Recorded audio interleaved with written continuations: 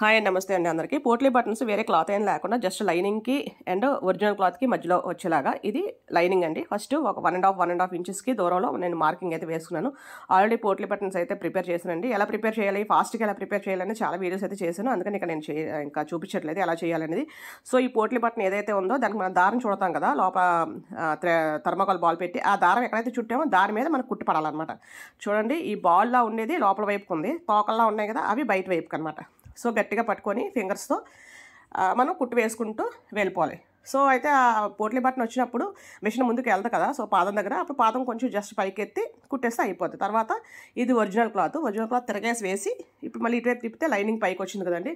ఇప్పుడు ఏదైతే మనం ముందు కుట్టు వేసామో అదే కుట్టు మీద లైనింగ్ వేసేసి కుట్టు వేసేసి దీన్ని మళ్ళీ లైనింగ్ని ఇటువైపు తిప్పియాలి. సో మీకు ఇంకా క్లియర్గా ఇప్పుడు ఎలా అర్థమైతే ఓకే అండి, లేదంటే క్లియర్గా అర్థం కావాలి అంటే కనుక దీని లాంగ్ వీడియో కూడా ఉందండి.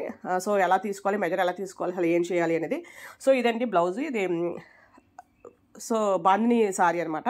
ఇది హ్యాండ్స్, అలాగే ఇది నెక్ అనమాట. నెక్ కూడా ఓన్లీ నెక్ పీస్ మనం వేస్తాం కదా, నెక్ తిప్పుతాం కదా మెడముక్క, ఆ మెడముక్కతో మాత్రమే డైరెక్ట్గా పోట్లీ బటన్ స్టిచ్ చేసేసి తిప్పేవచ్చండి.